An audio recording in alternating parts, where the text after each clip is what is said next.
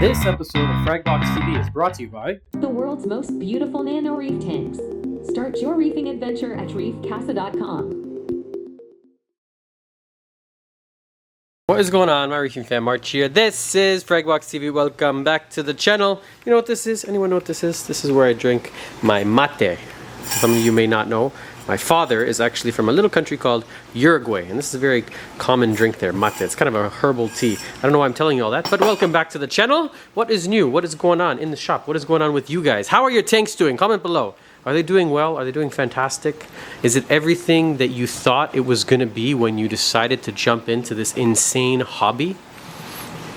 Or is it maybe mediocre? Or is it maybe needing a little bit of love and attention? Are you maybe pulling your hair out, trying to figure out a problem? We have an email address. You can always shoot us an email. Try my best to respond to everyone. It's fragboxsquirrels@gmail.com. If you're having issues with your tank, shoot us an email. Maybe we can help you out. Okay, so what's new in the shop? It is the weekend, the store is closed, and it's my favorite time to do vlog updates. Why? Why? Because there's no one here. There's no distractions. I have enough distractions going on in my head already. I don't need more distractions from people in the store. So this is a tank if you want a 24-gallon all-in-one. Check it out. It's beautiful. I'm going to Germany at the end of the week for Interzoo. So that's going to be cool. We're going to check out. It's actually my favorite show, conference, convention, whatever you want to call it when it comes to this sort of saltwater world. And the reason is it's business to business. So Reefapalooza, Aquashella, the Niagara Coral Show that just passed. A lot of these trade shows are for consumers. They're designed where you guys will show up. Maybe you buy a ticket, maybe it's free entrance. The guys are going to come with the best of the best. They're going to show up with all their lovely little frags, kind of like we have here. And then you're going to purchase frags off of them if you so please. If you find one that catches your eye, if you find the price is agreeable. We used to do them all the time. We don't go to them anymore because this is the show. Here, come to the shop. You know what? It's a lot of work. I don't envy you guys. If anyone's watching out there and you do the shows, you know how much work is involved in setting up, selling, talking for 2 days straight, and then tearing it all down. It's just not worth it for us. I will go just to show support. But anyways, why I love Interzoo in Nuremberg. 1, Germany's awesome. I love that country. 2, German beer. 3, German women. I'm just kidding. Forget all those reasons. The real reason is it's business to business. So a lot of times the owners of the companies are going to show up, and it's for business, for stores to go, for distributors, for wholesalers, for the owners, and they set up, I think, their best booths out of anywhere in the world.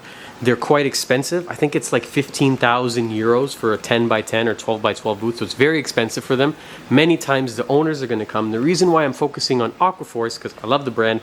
Shout out Aquaphor, shout out Poland. Severin, one of the owners, is going to be there. A lot of times you get to meet with the owners. They're not always going to be at every Reefapalooza or Aquashella, whichever show, but at these ones, a lot of times the owners will be there. If not the owners, the head of sales or VP of sales, like the head honchos of these companies, and you get to really pick their brain, about products, what sells, what doesn't, what's new, what are you guys coming out with, and connect, and then hopefully exchange numbers and get wicked drunk after the show. I'm just kidding. But it is in Germany, and so many of these brands that we use are German. Tropic Marin, awesome product, all for reef. I'm sad that we don't have more shelf space to stock the rest of it. This is really one of the most popular ones. Fauna, it's all right. I'm a big fan of this. Dino X, this is great. Look at this little flag right there. See that? Sprechen Sie Deutsch. Who else? Oh, I'm actually going to go make a video at this factory. So part of the reason to go into Interzoo is I'm going to go visit a lot of these places where the products are made. So I'm going to go see, I've been calling it Tunzi my whole life. It's actually pronounced Tunz. Tunz is in Germany. It's about an hour south of Munich.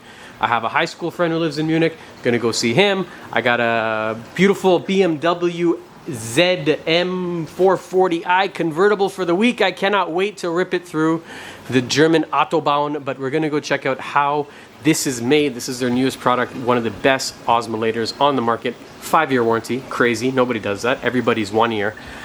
These guys have been making this forever, and now this is a new and improved one. There you go, look at that, made in Germany. I think that stuff that's made in Germany, it's just like, it sounds good, it sounds strong, it's high quality, it's what we want in the aquarium world. We want the German products. I'm not using any T5s up here, but if I take you, no, what? I will take you. Know why? Because that's how we do it. Let me take you to my haunted basement. Hello? Can I come down? Yes, you may enter. Okay. The basement's haunted at the store, but the spirit that lives here is quite kind and a little bit funny. He or she just moves stuff around. So, what do we have here for lighting? Check this out. ATI T5 Sun Power. This is something we don't show upstairs. All of our tanks are Radions, but down here, old school, March is still rocking the T5s. And why am I showing you this? Because this little company, ATI, is made in, can you guess it, kids? Germany, Alemania. Yes, so this was really the gold standard for lighting back in the day. T5 with Reef Bright. You wanted color, you wanted growth, you wanted everything except a small electricity bill. You just used it and it worked, and I still love them. I'm gonna hybridize them and throw on some LEDs soon. What else is made in Germany? There's gotta be more products in this store than just that. I'm sure I'm leaving out some big names. Oh, Eheim. Ta-da! One of the oldest and most trusted German aquarium names on the market, Eheim. I'm sure that if you open up your cabinet, you're doing this long enough, you're gonna have one product, at least one product from these guys. So I hope to go check them out too. Nios, where are you? Oh, where the heck's the skimmer? Oops, sorry. You know what? It's kind of a little bit lacking. I should have two Nios 120 skimmers, some of the best skimmers on the market. I'm gonna go check out them in Stuttgart, which is about 2 hours south of Frankfurt. I'm flying first into Frankfurt, and then I'm going to Stuttgart to go check out Nios and their coral operation, which is called White Corals. So it's gonna be like a really jam-packed 8 days big German reefing experience. The hobby's really big over there. I'm gonna stop at a couple stores along the way, so that should be fun too. And I picked up a new GoPro 12 Black, I think it's called, with the Max 2.0 lens mod. So what I want to do is, as I'm driving, I want to do a couple videos sort of in between. So the GoPro comes with this like head mount. Imagine, okay, I'm in a BMW, I'm driving to Zurich, I'm going through the Alps, and you're attached to my head, and I want to do like a POV sort of style. And my idea is, you know, this beautiful German scenery or landscape, or Switzerland, or wherever I am, but I'm going to talk to you about the store that I just left, my impressions of it, and where I'm going next. Because I find that what happens is I'll shoot the video, and then 3 or 4 weeks will pass before, you know, I have the time to update, and sometimes I kind of forget, and sometimes I'm just like in awe of some of the things I see. Like, what's a good example? In the Netherlands, when we went to go see De Jong, that place is incredible. Tidal Gardens in Ohio that we're going to go visit again in early August. So I want to capture a little bit more of my ideas. And holy crackamole, that's a lot of little feather dusters. Look, growing all in between the zoas. These are actually quite good. Wow, there's a lot. I don't even know where these came. Wow, they're everywhere. Check these out. Excuse me, I know you want some camera time, sir. Everywhere. So that's going to be next week. And in between then, next Tuesday, we have a shipment coming. And where I'm going to put it? Up my butt. I actually have no idea. This is one of the problems with getting corals. One, I am a coral addict. Why am I doing so many numbered lists today? 1, I love Germany. 2, I love beer. No, sorry, okay. Maybe that's just the way I talk. But 1, we don't have a lot of space in the store. You can see, it's quite small. I think it looks bigger on camera. And 2, we don't get to decide when we get corals in a sense. I ask suppliers to apply for the permits so that we can get them. It's called CITES. And then they're available, and whether I like it or not, it's time to ship. Whether I have room or not, you sort of just have to take the corals when you can, because those CITES permits will expire. After visiting Indonesia and seeing the facilities, a lot of them are not designed really to hold coral. What does that mean? It kind of sounds stupid or counterintuitive, but they're designed to hold them, but not very long. So a lot of the facilities, their tanks like this are set up literally right next to the beach. They go out there, they collect, and these are their systems. They're not taken care of super well. They're just kind of in and out. Some of their lights are very rudimentary, very little flow. I'm not speaking on all the suppliers, just some of the ones we saw. So it is a good idea that once the corals are in, they, you know, if they're kind enough to do what you see is what you get. You've seen photos, you've picked them, you sent over $15,000 or $20,000. You want to get them out of their tanks pretty quick and into your tanks, where I'm not trying to brag, but we really stay on top of our tanks a lot here. If I show you how much we test, you know, salinity 3 times a day, our alk every day by hand, calcium, magnesium, our phosphate, our nitrate, all of these values, they're not all testing like that over there. There's such a abundance of coral that, I hate to say it, but they're like turn and burn. You know, they get it in, and if a couple die, it's not the end of the world for them. I feel like I get really affected when they die. But anyways, I'm just trying to sort of give you the insight onto how that works and why I'm taking a shipment when I don't really have any room. So you do or will see a lot of deals on the site, stuff that's 50% off.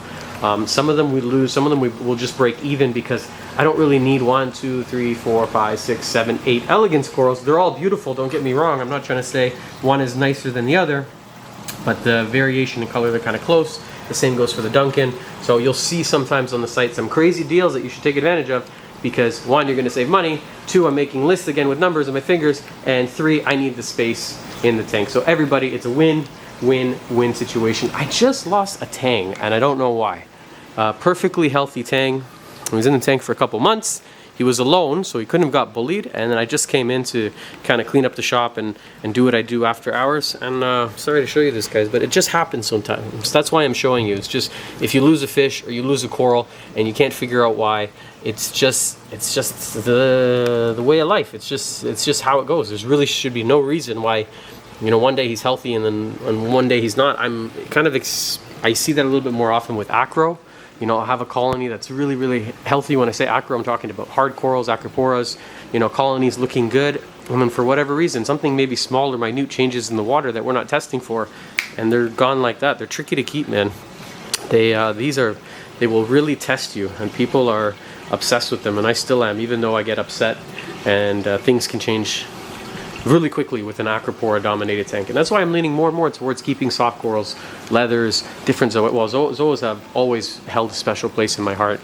Like this tank over here, the plan, what really was when I was rebuilding it, was acro dominated, and then as time goes on and I keep adding corals, it's pretty mixed. It's got some across the top where, you know, the lighting's too strong and certain corals aren't going to survive. I've just added a beautiful orange passion. If you ever do a quiz on Fragbox and for some reason they ask you, what is March's favorite acropora of all time? And there's a big prize if you get it right. That's the answer right there. It's the Reef Raft orange passion. And I think that is the perfect piece to say au revoir and wrap up this episode. Maybe I'll see you in Germany. And if not, I'll see you on the next episode of Fragbox TV. Thanks for watching, and bye for now.